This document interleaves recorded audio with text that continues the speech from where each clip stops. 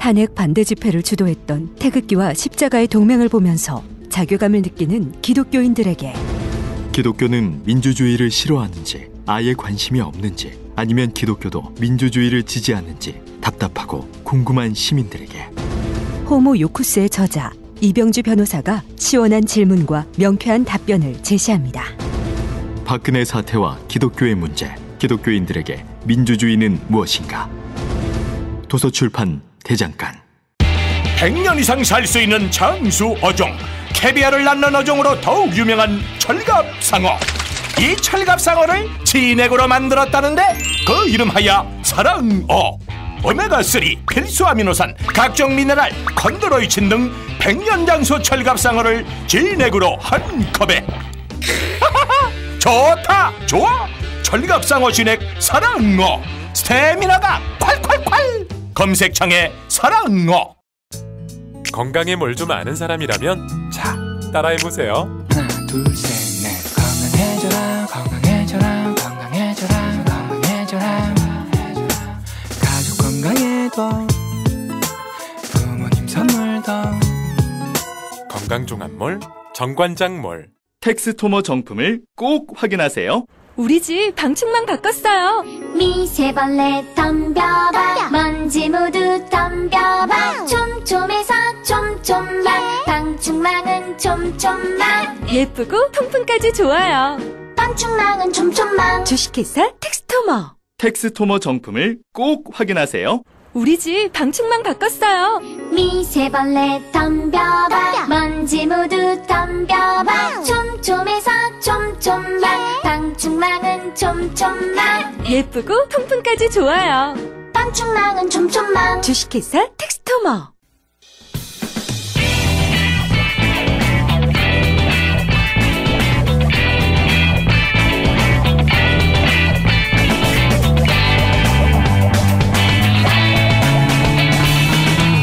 김어준의 뉴스공장.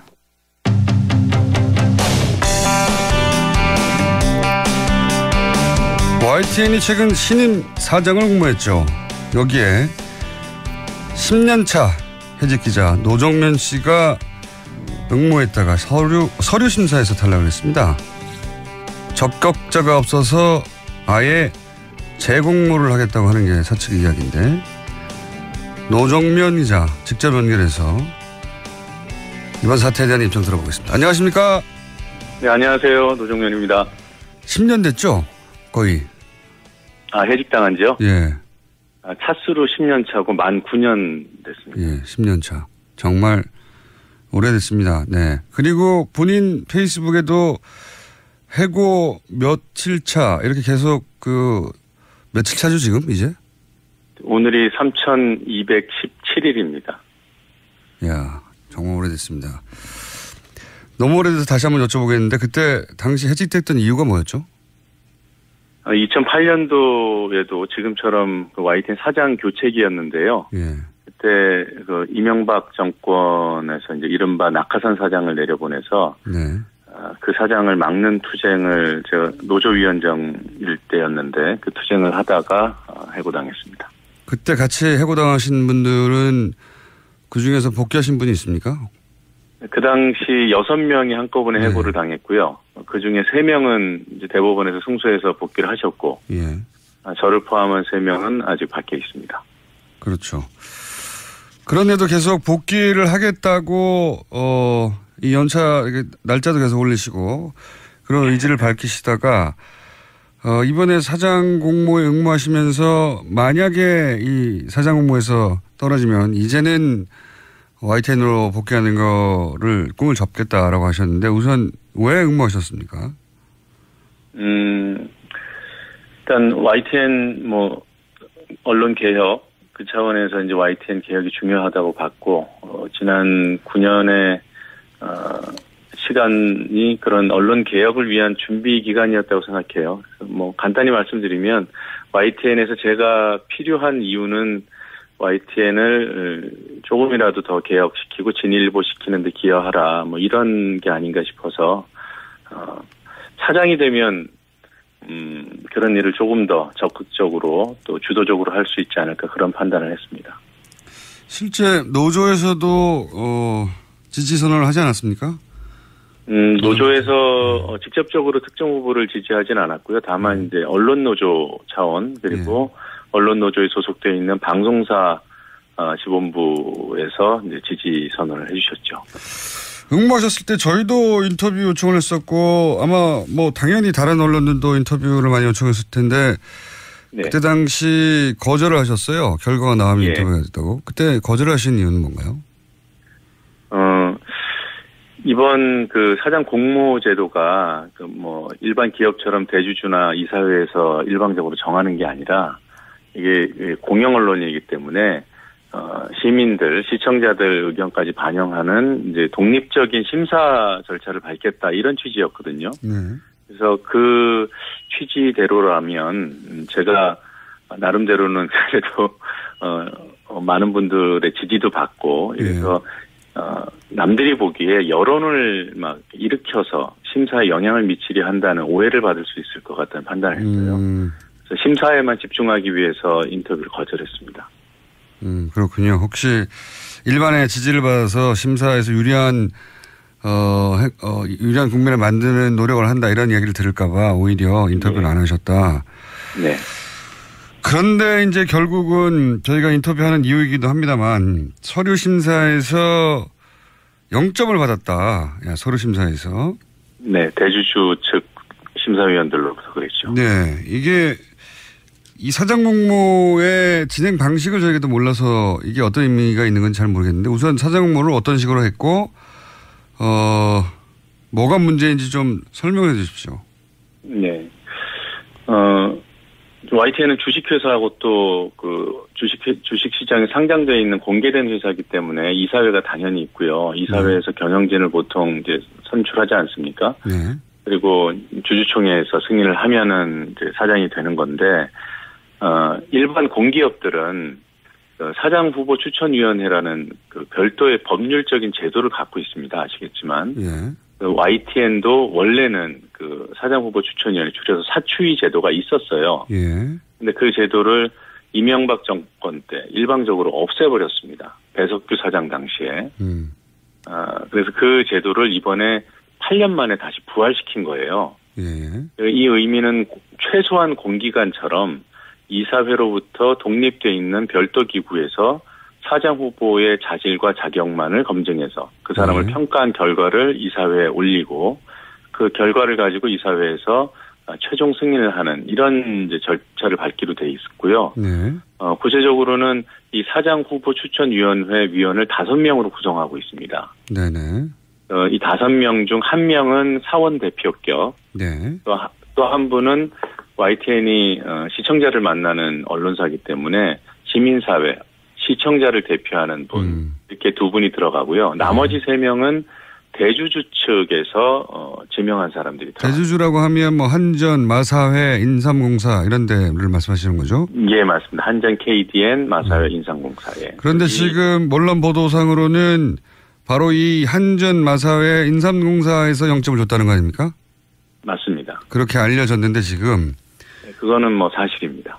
그래서 그렇게 0점을 받으면 5명 중에 3명이 0점을 줬기 때문에 통과할 수가 없는 상황이고 결정적으로 이 공기업 대주주들이 노조변을 원하지 않았기 때문에 탈락한 것으로 이렇게 보도가 됐는데 이 공기업 그러니까 한전, 마사회, 인삼공사가 0점을 준 이유는 뭐라고 보십니까?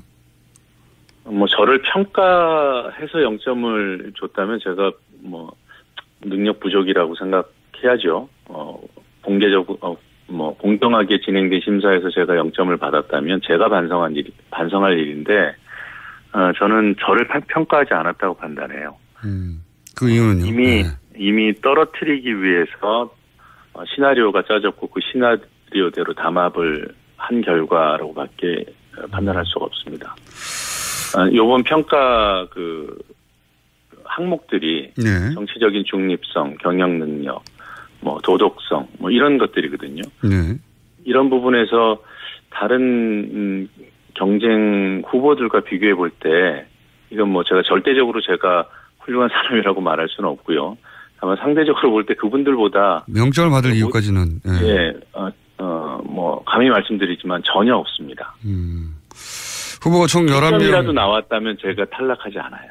1점이라도 나오면 탈락할 수 없는 구조인데 0점을 공이 그 대기업에는 공기업 측 추천위원 3명이 똑같이 0점을 줘서 탈락을 시켰고 네. 거기서 이제 이거는 이 공기업 이 추천한 사추위원 3명이 0점을 주도록 사전에 합의된 사항 아니냐 이런 의혹을 지금 가지고 계신 건데 그래서 어제 네네. 근데 그래서 어제 SNS에 이런 글이 올라와 가지고 사람들의 입에 오르내리고 있는데 X에게라고 이렇게 표현했어요. X에게 서류 심사 탈락했다는 문자를 받고 나는 당신이 떠올랐다. 웃고 있을까 안다고 있을까라고 했는데 이 X가 누굽니까? 특정인을 제가 지칭한 건 아니고요. YTN 사내에 존재하는 세력이라고 이해하시면 좋을 것 같습니다. 아하. YTN 언론 개혁 거부 세력 정도로 설명드릴 수 있어요. YTN 내에 노종면 기자님으로 상징되는 그동안의 YTN의 문제점을 개혁하고자 하는 흐름에 반하는 세력이 있다. 네, 분명히 존재합니다. 여기서 X는 특정인일 수도 있지만 하지만 그 사람을 위시한 세력이다. 네. 특정인이기도 하군요. 사람들이 있어야 세력이 되는 거니까 누가 움직였는지 정도는 제가 파악하고 있고요. 다만 그 사람이 혼자 한 일은 아닐 것으로 보는 것이고요. 이분 혹은 이 분들이 0점을 주도록 사전에 이야기한 정황에 대해서 어느 정도 알고 계시군요. 저는 상당히 구체적으로 알고 있습니다. 언제 밝히실 예정입니까? 그걸 저는 이런 구조가 있다는 것 그리고 또 YTN이 그런 세력들을 대상으로 언론 개혁과 관련된 치열한 투쟁을 해야 된다는 점을 강조하고 싶은 것이지 그 사람이 누구다 이거 밝히는 것 그 자체는 큰 의미가 없다고 저는 판단하고요. 정권이 교체됐는데도 그분들이 그럼 내부에서는 그런 힘을 발휘해서 이런 공기업의 추천위원들을 움직였다는 얘기지 않습니까? 그게 가능한가 싶기도 한데. 그게 이제 YTN 내부 사정을 저나 또 안에서 지난 9년을 버틴 저희 동지들처럼 속속들이 외부에서 알기는 어렵습니다. 특히나 밖으로 드러나 있는 과거 배석규 전 사장이라든가 김백전 상무라든가 윤두현 전 홍보수석이라든가 이런 사람들 YTN은 거쳐가고 또 누릴 때는 누린 사람들 이런 사람들이야 외부에서도 알겠지만 그 주변을 호위하고 있었던 다수의 여러 세력들이 여전히 YTN에서 자리를 지키고 있고 또 왜 해방기에 껍깃단 이들이 판을 쳤듯이 지금 신분 세탁을 하려는 시도들도 꾸준히 진행되고 있고요. 심지어는 이런 세력들이 제가 입후보했을 때 사내에 어떤 그 여론전을 펼쳤냐면 노종면은 청와대에서 안 된다고 했다. 지금 시대에 청와대가 지금 사실 이번 공모 과정에서 중립을 지키려고 노력하고 개입하지 않겠다고 약속하고 이런 점들을 저는 개인적으로 높이 평가합니다만 오히려 그쪽 세력들은 노종면은 청와대가 거부한다. 그런 얘기를 사내에다 유포시키고 노종면은 문재인 정부조차도 노종면의 어떤 개혁성 또는 강성 이미지 이런 것들을 부담스러워해서 노종면은 절대 안 될 것이다. 저는 그래서 이 세력들이 대주주에게도 이런 권력을 참칭하지 않았을까 그렇게 판단하고 있습니다. 그렇군요. 사실은 그런 루머들도 있긴 있었거든요. 근데 그게 그 발언지가 바로 YTN 내에 언론개혁에 저항하는 그런 세력이 자기 뜻을 관철시키기 위해서 흘린 역정보다라고 파악하고 계시는군요. 예, 그렇죠. 아무래도 정부가 그 YTN 언론사 사장 문제에 직접 개입은 안 하더라도 당연히 관심을 갖고 어떤 지켜봤겠죠. 일정한 의견을 낼 수도 있고 저는 그렇다고 생각해요. 공기업 지분이 있기 때문에. 그런데 이제 그런 여론을 수렴하는 과정에서 YTN에 있는 적폐가 아닌 것으로 가장한 변종 적폐 세력들이 아주 치밀하고 광범위하게 여론전을 펼친 것으로 알고 있습니다. 알겠습니다. 구체적으로 어떤 세력인지 어떤 작업을 했는지는 오늘은 말씀 못 하시는 것 같은데, 혹시 그걸 구체적으로 폭로할 계획이 있으면 저희하고 인터뷰 한 번 더 해주시고요. 예, 꼭 저희하고 먼저 해주세요. 한 가지만 더 여쭤보자면, 예.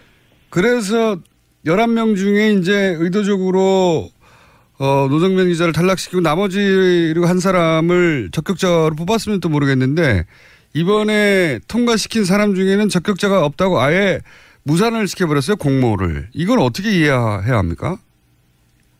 그 네 분에 대해서도 저는 이번 사추위가, 뭐라고 할까요? 못할 짓을 한 거죠. 네 분은, 네 분께는 죄송한 얘기지만 노정면을 떨어뜨리기 위한 들러리였습니다. 아하.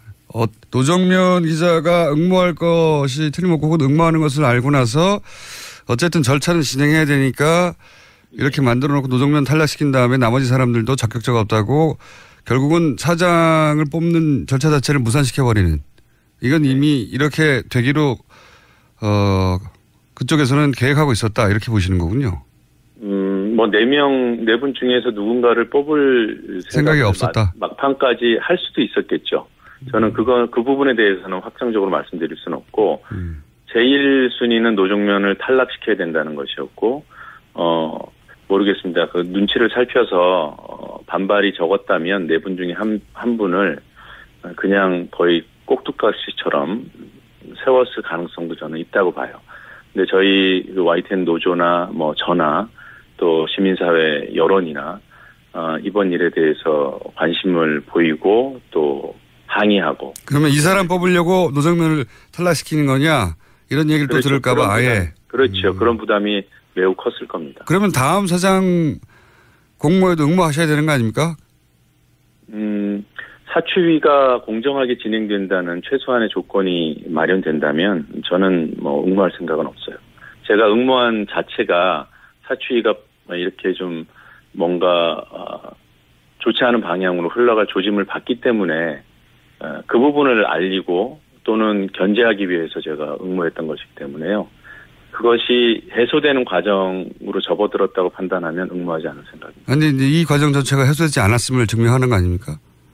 그러니까 제 말은 뭐냐면. 지금은 해소되지 않았죠. 그러니까 또 응모하셔야 되는 거 아니에요?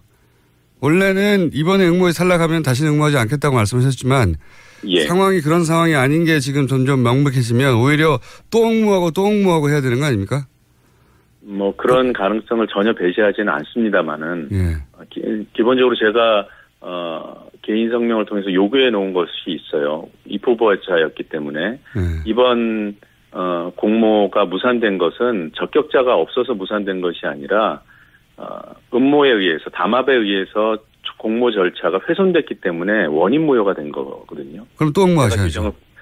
그래서, 근데 결과적으로 재공모를 하게 되면, 저희 기본적인 조건들이 이번 상황에 대한 인정과 사과, 그리고 사추위원들의 교체, 그를 통한 공정한 사추위 진행의 약속, 이것들이 보장되는 그런 조건 하에서 저는 응모하지 않을 생각입니다.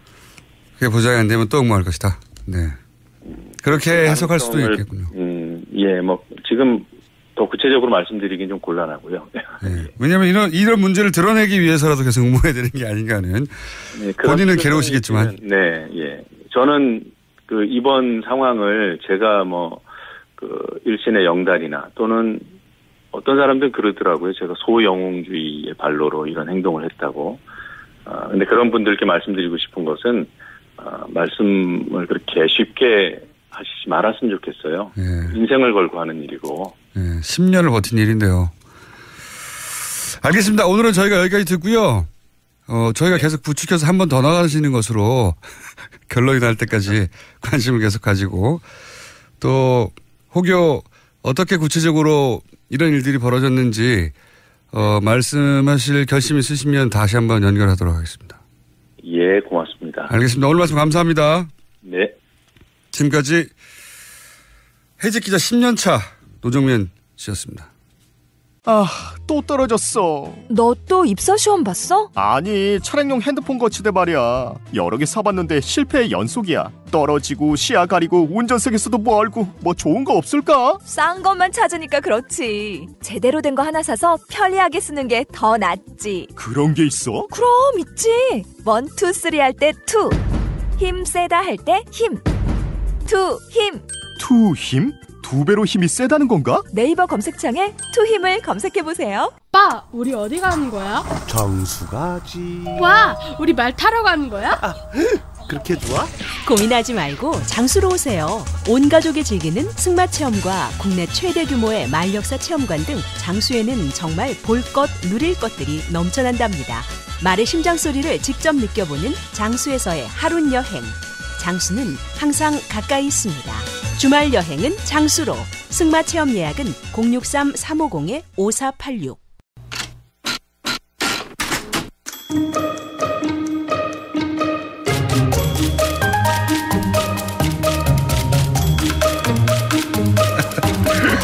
야.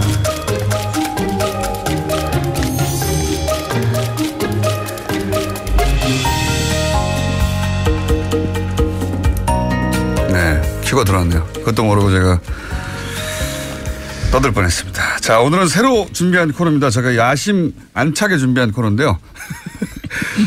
코너 제목은 그것마저 알려주며. 예, 이게 뭐냐면은 듣기 전까지는 본인이 궁금했다는 사실조차 깨닫지 못하는 그런 사안들이 있습니다. 근데 듣고 보니 아이고 이거 궁금했던 거네? 라고 하는 그것마저 알려주는 여론조사 코너입니다. 듣고 나면 맞아. 궁금했었을 것 같다라고 생각이 드는 사안들. 다른 여론조사 기관들이 큰 거 조사할 때 저희는 조사하지 못했던 흘리고 갔던 것들. 네. 모조리 걷어가지고 그것마저 알려주는 시간. 리얼미터 권순정 조사 분석실장님과 함께합니다. 안녕하십니까? 안녕하십니까? 오랜만입니다. 예. 그리고 또 한 가지 저는 엮어서 보통 이제 대통령 지지도, 정당 지지도는 주 초에 발표를 합니다. 다들. 저희는 주 중간에, 예. 주 중간 목요일 날. 예, 월요일 날까지, 예. 수요일까지 조사한 걸 묶어가지고. 주중, 뜬금없이 중간에 발표하는. 절대 뜬금없지 않습니다. 주 중에 하는 거는 저희가 유리하다는 거. 주 중간 발표 그리고 겸사겸사해서 그것까지 알려주는 시간. 자, 오늘 왜냐하면 주초 주말 되면 막 쏟아지잖아요. 맞습니다. 네, 예. 주 중간에 한번 해보자. 예, 전국의 변화가 격동할 때는 주중과 그러니까 주 후반의 변화가 심합니다. 그렇죠. 사건은 주중에 주로 벌어지는 맞습니다. 네. 자, 그러면 먼저 대통령 국정 지지율과 각 정당 지지율을 주 중에 한번 처음으로 발표해 보겠습니다. 어떻습니까? 네, 지난주까지 문 대통령 지지율이 2주 연속 하락했는데요. 이번 주차가 취임 12주차입니다. 주중 집계에서는 반등세를 보였습니다. 긍정평가가 지난주 대비 2.3%포인트 올라서 74.7%가 나왔고요. 부정평가는 18.7%로 나타났습니다. 그러네요. 떨어진 만큼 다시 올라갔네요. 네. 맞습니다. 네. 그리고 정당은 어떻습니까? 정당은 더불어민주당이 54.7%가 나왔고요. 많이 올라갔네요. 많이 올랐습니다. 한 4.3%포인트 올랐고요. 자유한국당은 15.1%, 정의당은 6.2%, 국민의당은 4.9%, 4%는 처음 나왔는데. 바른정당도 4.8%로 당청이 모두 올랐고 야사당이 정의당 포함해서 정의당 낙폭은 그렇게 크지 않은데 야사당이 모두 내렸습니다. 여기서 국민의당 4%는 처음이고 바른정당 4%도 처음인 것 같은데요? 처음은 아니군요. 예, 바른정당은 이전에 많이 좀 안 좋았을 때가 있었기 때문에 4%대가 있었고요. 낙폭이 제일 크네요. 예, 국민의당은 지금까지 이제 재보조장 논란으로 5.1%가 종합집계로서는 최저였는데요. 요번에 3일간의 종합집계 기준으로 해서 최초로 4% 떨어졌으니까 최저치입니다. 그렇군요. 원인 분석을 잠깐 해보죠. 대통령 주 중간에 중간 합계 지지율이 2%가 올라간 이유는 뭡니까? 일단은 두 가지로 보고 있습니다. 지난 주말부터 이번 주 주초에 크게 화두가 되었죠. 하나는 대기업 고소득자. 이제 당청의 용어로는 초가 앞에 붙었는데, 네. 예, 대기업 고소득자 정세 방침과 초고소득이 맞긴 맞죠, 그 정도면. 맞습니다. 근데 한국당의 충북도내 발언이 있었죠. 덜치 발언부터 시작해서 여러 가지 SNS 해명 논란, 거짓말 논란 그런 부분들이 이제 확대가 됐는데 이 두 가지가 영향을 미친 것으로 보입니다. 그러면 증세 논란은 보통 집권 여당의 지지율을 떨어뜨리는데요, 통상. 맞습니다. 보통 세금 관련해서는 이제 지지율 하락 요인이라고 모두가 인식을 하고 있는데 이번은 좀 다릅니다. 이제 박근혜 정부 때는 여러분 많이 기억하실 겁니다. 연말정산 세금 폭탄 기억하시죠? 그때 난리 났었죠. 예, 그리고 담배값 인상. 그때도 난리 났었고요. 예, 저도 담배를 피우는데 엄청나게 저도 조금 욱했던 적이 있었거든요. 한꺼번에 500원도 아니고 2,000원 올라왔잖아요. 예. 유례가 없는. 그때는 사실상 지지율 하락 요인이 크게 작용을 했고요. 이번엔 조금 다른데요. 그 이유는 제가 보기에는 기존 같은 경우는 서민들한테 부담을 지우는 것이었는데 간접세의 성격이 많이 많았기 때문에 이번 주 같은 경우는 물론 이제 그 당청에서의 프레임을 동원한 부분들이 있기는 있지만 좀 아주 잘 사는 대기업과 고소득자에게 한정된 정서로 국민들이 인식을 하고 있다는 거. 왜냐하면은 이 5억 이상 얘기를 듣다 보면 5억 이상 소득자들이 불만이 있을 수 있어요. 2% 올랐다 하더라도 왜 우리한테만 하느냐. 그렇지만 그 얘기를 들은 5억이 소득이 안 되는 분들은 나 그 세금 낼 테니까 5억 벌게 해줬으면 좋겠다 이렇게 생각하거든요. 예, 이건 조사 결과로도 나타났습니다. 지난주에 요 정세 관련 방침에 대해서 어떻게 생각하는지 여론조사를 해봤는데 무려 85.6%가 찬성 여론이 나왔습니다. 그러니까 대통령 지지율보다 더 높은 거죠. 예. 그러니까 이 경우에는 대통령 지지율보다 더 높기 때문에 이런 사람들이 있는 겁니다. 그러니까 문재인 대통령은 반대하지만 정세 방침에 대해서는 찬성하는 사람들이 나타나는 거죠. 좋다. 그래서 이런 부분들의 일부가 그 우호적인 태도로 돌아설 여지가 있는 것이죠. 그리고 또 한 가지 드는 생각은 뭐냔 말이죠. 이런 증세 논란 예전에 이제 종부세 논란 때도 사실 유사한 구조였거든요. 그렇습니다. 국민 대부분이 종부세하고 상관이 없었어요. 종부세 대상자가 1.몇 %였으니까요. 그러니까 나머지 98%는 찬성해야 되는데 당시에는 그 보수 매체들이 그 세금 폭탄이라고 일반인들은 상관이 없는데도 불구하고 그런 프레임을 공격해서 먹혔어요. 그때는. 지금도 프레임 전쟁이 정말 거대하게 일어나고 있는데. 안 먹혀요 이번에는. 신기하게. 저도 보수 매체가 이걸 세금 폭탄 뭐라고 합니까 무슨 용어죠? 세금 폭탄 또 하나의 용어가 있는데 하여튼 여러 가지 용어로 결국은 세금을 올리는 거에 대해서 굉장히 집중적으로 비판하고 있거든요. 보수 매체들이. 표적 증세. 그런데 안 먹히고 있네요. 근데 안 먹힐 것이다라고 단정하기는 조금 이런 측면이 있습니다. 왜냐하면 어제 그 이재명 성남시장이 이제 부자 정세에 이어서 서민 감세해야 된다. 이게 또 치고 나오셨어요. 서민 감세는 지금 또 자유한국당의 프레임인데. 예, 또 그리고 이제 정치권 일부에서는 이제 사실상 이제 공약을 실현하기 위해서는 예산이 많아야 되는데 그래서 중산층 일부까지도 정세를 해야 된다는. 그러니까 좀 상충하는 여러 가지 정세 방향성이 좀 많이 나오고 있기 때문에 알겠습니다. 조금 봐야 될 것 같습니다.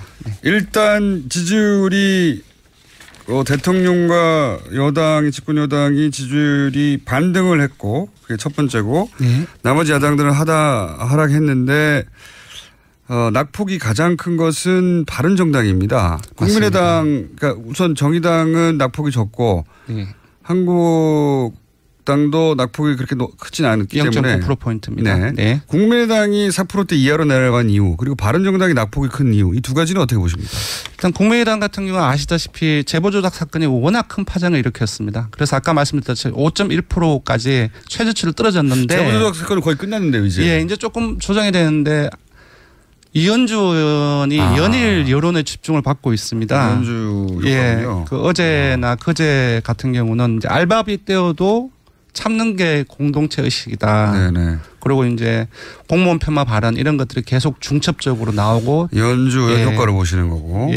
바른정당이 한 번에 2%가 넘게 떨어진 건 뭡니까 이유가? 맞습니다. 지금 지난주에 7.3%에서 7%에서는 오랜만에 회복을 했거든요. 그래서 지지율이 워낙 낮은 상태이기 때문에 한 2.5% 떨어진 것도 상당폭 하락한 겁니다. 25%가 떨어진 거예요 거의. 그래서 제가 보기에는 이번에 그 정세에 대한 부분들과 관련돼서 보입니다. 그러니까 이번 주 초 그 이혜원 대표가 정세를 하기 전에 이제 반대까지는 아닌데 정세를 하기 전에 안 한다고 했으니까 대선 과정에서 하기 전에 문 대통령이 사과해야 된다라는 부분들을 강하게 치고 나왔고 이 부분이 생각보다 상당히 많이 언론을 통해서 많이 부각이 되었습니다. 그러니까 아까 말씀드렸다시피 증세를 반대하는 포지션으로 메시지가 전달됐군요. 예, 그래서 아까 말씀드렸다시피 거의 국민 한 86% 정도가 이번 방침에 대해서 찬성을 하는데 좀 이렇게 대립각이 좀 반대로 나왔기 때문에 메시지를 자세히 들여다보면 정확하게 반대한 건 아닌데 네. 기사 제목만 보고 지나간 경우도 많거든요. 네, 근데 기사 제목은 증세에 반대하는 메시지로 포지션이 됐다 보니까 맞습니다. 지금 86%가 찬성하는 여론에서 반하는 발언이 됐다. 네네. 아하. 자, 시간이 벌써 거의 다 됐네요. 야, 현안조사 현안조사 해야 되는데. 자, 현안조사 원래 이거 하려고 만든 코너거든요. 현안조사. 그것마저 알려주마. 네. 오늘 첫 번째 아이템은 뭐냐면 뭡니까? 박근혜 전 대통령 1심 선고재판 생중계가 허용될 수 있는 쪽으로 대법원이 결정을 했는데요. 그걸 찬반하는지 찬성하는지 반대하는지. 이게 대법원에서 판사들은 한 60% 중반 정도로 생중계해야 된다고 판사들은 판단했는데 일반인들은 어떻게 판단하느냐 생중계를. 예. 그걸 일반인한테 물어봤습니다. 그랬더니 예. 찬성 의견이 66.8%로 10명 중 7명 가까이 찬성을 했고요. 반대는 27.2%입니다. 이건 판사들의 판단하고 비슷하네요. 네. 구체적으로 봐도 대구 경북을 포함해서 거의 모든 지역하고 연령, 정당 지지층. 그러니까 자유한국당 지지층만 반대가 75.6%입니다. 그래서 거의 이념상에서 찬성한다는 대부분으로 나타났습니다.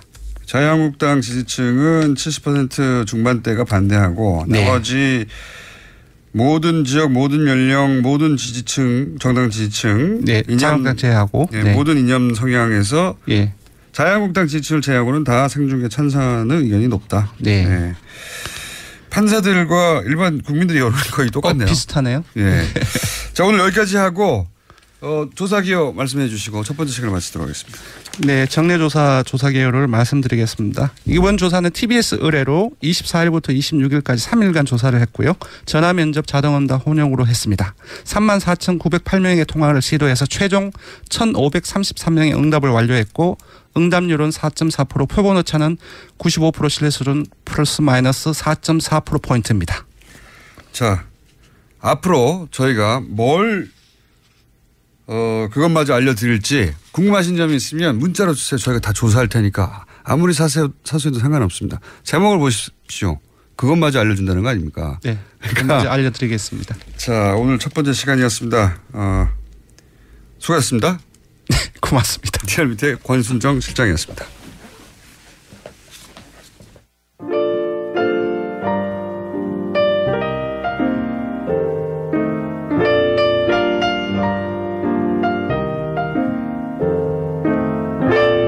자, 불친절한 AS 노정면 기자님이 나오시니까 오랜만에 정통 시사 같네요. 그동안도 정통 시사였습니다. 저희 아이템 보세요. 짱짱한 정통 시사예요. 제가 정통 시사 진행자가 아니라서 그렇지 아이템은 정통 시사입니다. 네. 노정면 기자님에 대해서 문자가 많이 왔습니다. 지켜보고 응원하고 있다고. 자, 그리고 내부자 둘 코너 두 주 만에 돌아왔더니 문자 많네요. 네. 내부자 둘 코너를 보면 공장장이 극한 직업인 것 같아요. 극한 직업 맞습니다.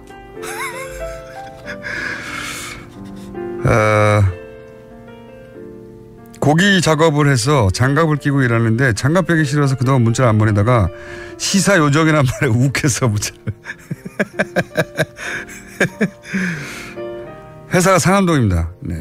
직선거리로 제가 제일 가까울 텐데 한 번도 못 봤어요. 누가 가깝냐 뽑아주면 스튜디오로 가겠습니다. 필요 없고요. 안 오셔도 됩니다. 시드니에서 출첵입니다. 거리 말고 충성도로 체크해주세요. 꼭 발표합니다. 기대해 주십시오. 네, 누가 말씀 듣나. 여기까지 하겠습니다.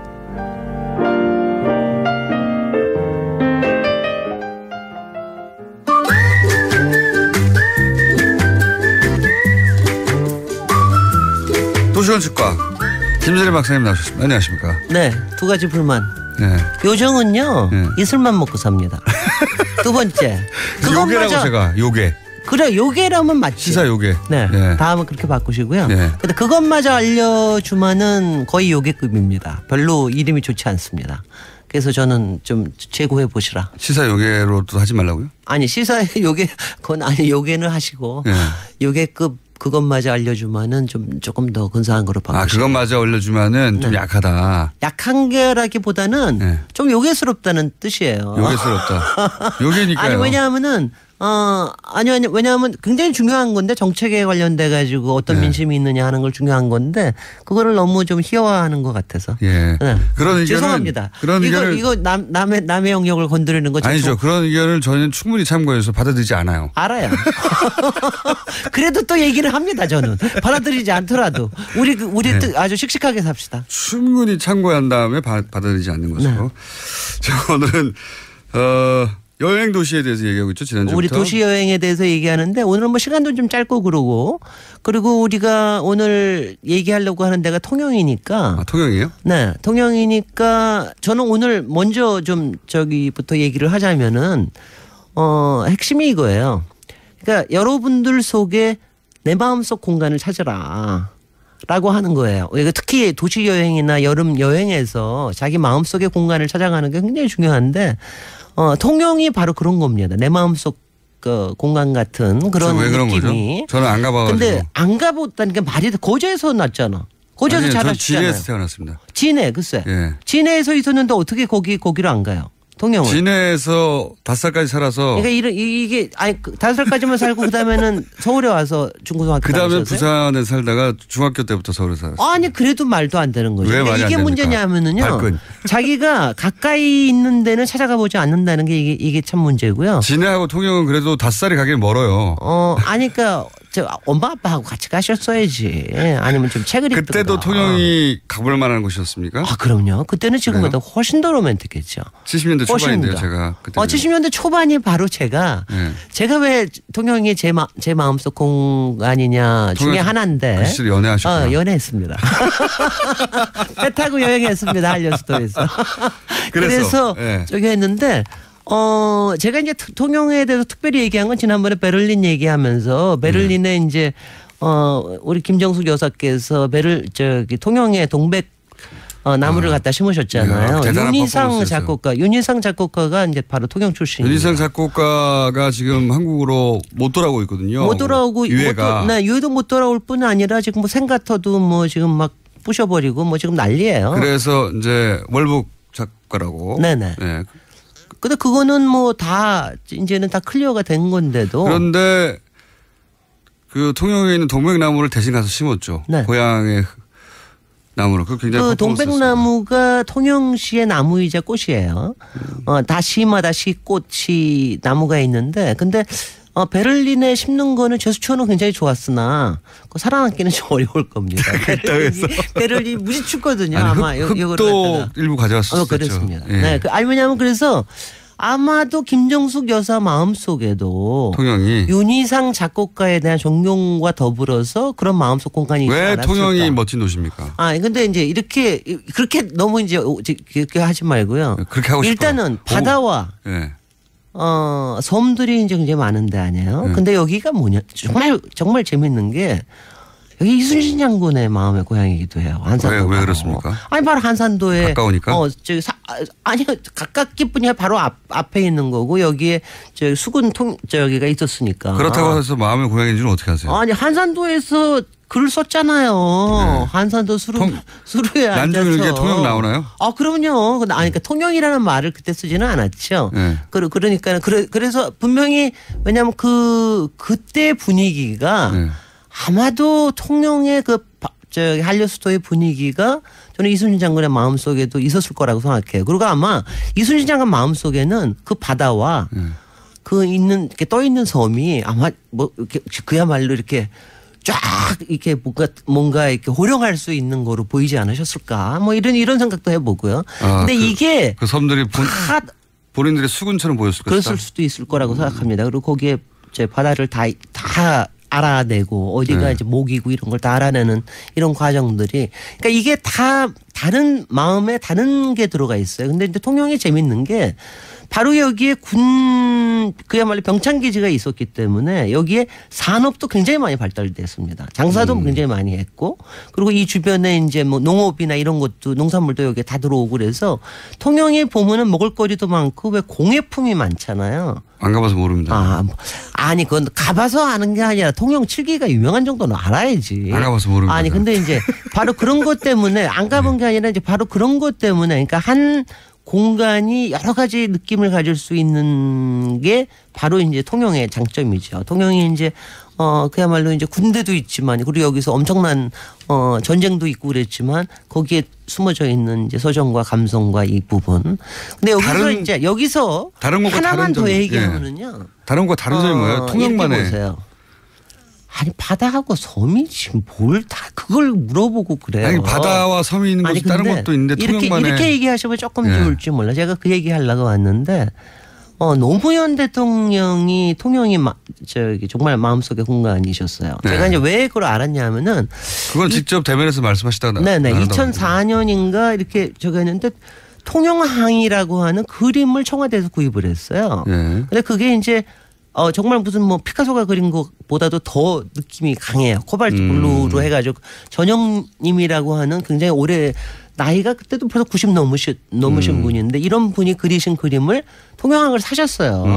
그 제가 그걸 기사에 보고 내가 너무나 신기했어요. 왜냐하면 뭐 통영을 좋아하신다는 것도 그렇지만 그런 그림을 살 수 있는 이런 안목이라는 게 굉장한 거 아니에요. 그래서 왜 사는지 물어보셨어요? 그래서 이제 그 다음에 한번 제가 테이블에 한번 앉을 기회가 있어가지고 궁금해가지고 물어봤습니다. 한번 물어봤다가 한 30분쯤 묶여가지고 말이 많은 분이니까 통영이 왜 내 마음속 공간인가라고 하는 얘기를 노무현 대통령이 통영에 대해서 어쩌다가 마음에 훅 들어왔는지를 30분 동안 설명하셨다고요? 30분 동안 설명을 하시고 지금도 가면은 왜냐하면 통영에 가면 요약하면 무슨 얘기인가요? 가슴이 벌렁 아니 뭐냐면 이거예요. 지금도 이제 가보실 수가 있습니다. 지금도 이제 거기 다라공원이라는 데를 가시면은 거기 가면은 이제 앞에 미륵산 보이고 그리고 섬들이 떠 있는 게 보이고 여기에 저녁 노을이 싹 저기 들 때 그럴 때 가보시면 이게 들어옵니다. 그리고 다시 연애도 해보시든가 뭐 하든가 뭐 그런데 마음이 훅 바로 들어온다고요? 그게 그러니까 이제 그 노무현 대통령 마음속에 그 미륵산 왜냐면 거기 가셔서 미륵산과 그걸 보면은 그러니까 가슴이 뛰기도 하고 가슴에 그동안 있었던 것이 쫙 가라앉기도 하고 이제 그런 얘기를 하시더라고요. 근데 저는 그때 그래서 제가 노무현 대통령께 반한 순간 중에 하나였습니다. 왜요? 왜냐하면요. 우리 김어준 공장장께는 반할 수가 없는 게 자기가 좋아하는 내 마음속 공간이 없는 사람은요. 왜 없다고 생각하세요? 많은데 저도. 있겠죠. 그러니까 그건 나중에 얘기합시다. 내 마음속 공간을 가지고 있는 사람이 그 공간에 대해서 얘기하는 거의 깊이라는 거는요. 굉장히 다릅니다. 그래서 자기가 왜 그 공간을 마음에 담았는지 설명하는데 많아졌다고요? 윤희상 선생님이 그 앞에서 자기 고향에서 통영 앞바다에 그 양반이 얘기한 건 딴 것도 아니에요. 그냥 바닷물이 철썩되는 파도 소리만도 죽겠는 거예요. 말하자면은 이제 그런 얘기를 하실 수 있는 거. 그리고 이제 그 전영님 작가도 통영 출신인데 그 자기 안에 들어있는 그 자기의 고향을 그렇게 그려낼 수 있는 거. 그 다음에 가령 박경리 선생님의 토지 같은 경우에는 통영에서 잘하셨잖아요. 근데 왜 통영에서 이순신, 전영님, 윤희상, 박경리 그 외에도 굉장히 많은 분들이 왜 태어날 수 있었을까? 다른 동네에서도 많은 위인들이 태어났어요. 아니에요. 그것도 분명히 있지만 그런 것들이 태어날 수 있게끔 되는 그 판타지가 있습니다. 통영만에. 그걸 보고 자라게 되면. 그게 있습니다. 그래서 그런 영혼이 풍성하게 된다. 그게 저는 우연히 그야말로 20대에 연애하느라고 그걸 발견을 했지만 여러분들도 가실 때 가셔서 뭐 충무김밥만 먹고 오시지 말고 그러니까 맨날 그런 것만 하시지 말고 그 앞에서 그러니까 그런 공간을 좀 느껴보시는 게 굉장히 중요해요. 그래서 저는 우리가 이제 외국에 무슨 뭐 그리스 도시라든가 이런 얘기들 많이 저기 하고 그러는데 통영만이 가지고 있는 그 맛을 여러분들도 좀 느끼시고 마음에 받아들이시라. 네, 황교익 선생님한테 통영에서 먹거리 뭐 있나 물어봤는데. 거기는 고기는 없어요. 그래요? 고기는 고기에 관련된 없는 세상에 어디 있습니까? 있긴 있지만 고기에 관련된 요리 자체가 없는 거죠. 괜찮습니다. 구워 먹으면 돼요. 저는. 그리고 이제 가시면 거기에 이제 지금 굉장히 유명한 게 동피랑 서피랑 같은 경우에. 동피랑 서피랑은. 그건 이제 벽화 마을인데. 그것도 너무 얼마나 웃겨요. 시에서는 없애려고 그러는데 그냥 민간 단체들이 그 예술가들이 모여가지고 자기네들끼리 국제 무슨 벽화전 해가지고 만들어가지고 보존하는 거예요. 지금 제일 유명한 마을 벽화, 마을 벽들을 그림을 그려서. 벽화를. 그래서 그게 서피랑부터 시작을 해가지고 동피랑 이렇게 해가지고 이제 늘어나고 있고요. 통영이 국제 음악제가 굉장히 유명한 거 아십니까? 그건 들어봤습니다. 그것도 윤희상 때문에 생긴 거고. 그다음에 남망산 조각공원을 가시면 정말 세계적으로 유명한 그 조각가들의 그 제가 통영에 갈 때마다 아니 왜 여기에 세계적인 게 다 모여 있는 거야. 이런 느낌이 들 정도로 참 대단한 알겠습니다. 스피릿을 가지고 있습니다. 김진애 박사님이었습니다. 감사합니다. 안녕. 안녕.